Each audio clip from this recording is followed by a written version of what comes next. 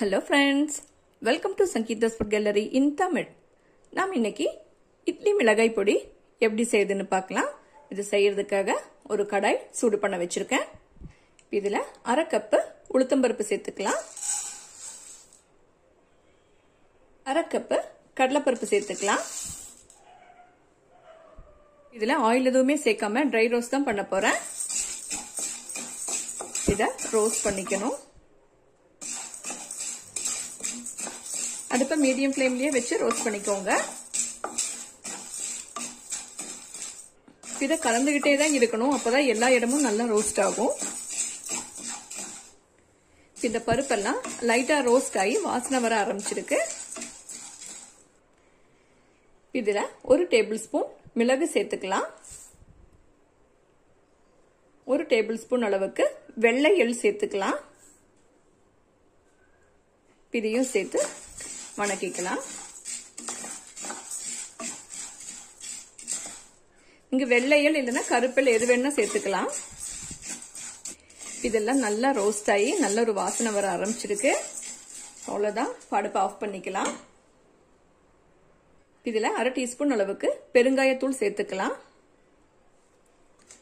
இத கலந்துடலாம். பெருங்காயத்தூள் ஃபர்ஸ்டே சேர்த்துட்டா சீக்கிரமா கருகிடும், அதனால தான் கடைசியா சேர்த்திருக்கேன். இந்த சூட்லயே லைட்டா ரோஸ்ட் ஆனாலே போதும். அவ்வளவுதான், இதெல்லாம் நல்லா கலந்தாச்சு. இப்ப இத ஆற வச்சிடலாம். ஸ்டவ்வை மறுபடியும் ஆன் பண்ணி வச்சிருக்கேன்.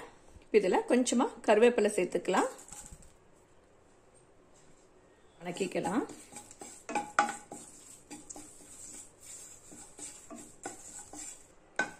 இந்த கருவேப்பிலையும் நல்லா சூடாயிடுச்சு. இதையும் ஆற வச்சிடலாம். இந்த கடாயில 10 வரமிளகாய் சேர்த்துக்கிறேன். கூடவே 6 காஷ்மீரி மிளகாய் கூட சேர்த்துக்கிறேன். அடுப்பை சிம்மிலேயே வச்சு இதையும் சூடு பண்ணிக்கலாம். உங்ககிட்ட காஷ்மீரி மிளகாய் இல்லைன்னா நீங்க சாதாரண மிளகாய் மட்டும் சேர்த்தா போதும். உங்ககிட்ட இருக்கிற மிளகாயோட காரத்துக்கு தகுந்த மாதிரி நீங்க கூட்டியோ குறைச்சோ சேர்த்துக்கோங்க. இந்த மிளகாய் எல்லாம் சூடாயிடுச்சு. இதையும் சேர்த்து ஆற வச்சிடலாம். இப்போ அடுப்பை ஆஃப் பண்ணிக்கிறேன். இதுல கொஞ்சம் கல்லுப்பு சேர்த்துக்கிறேன்.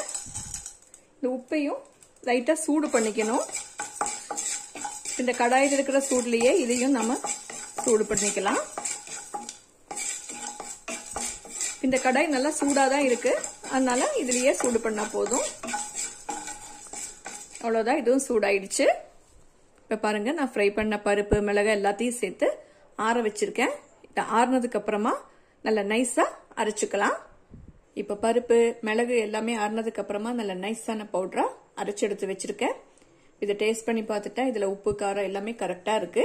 இது இட்லி தோசை கூட எல்லாம் சாப்பிட ரொம்ப சூப்பரான ஒரு காம்பினேஷன். இந்த இட்லி மிளகாய் பொடி கூட நல்லெண்ணெய் தேங்காய் எண்ணெய் இல்லைன்னா நெய் சேர்த்து சாப்பிட சூப்பரா இருக்கும். நீங்களும் இந்த ரெசிபியை ட்ரை பண்ணி பாருங்க. உங்களுக்கு பிடிச்சிருந்தா லைக் பண்ணுங்க, ஷேர் பண்ணுங்க, கமெண்ட் பண்ணுங்க, அண்ட் என்னோட சேனலை சப்ஸ்கிரைப் பண்ணுங்க. தேங்க்ஸ் ஃபார் வாட்சிங்.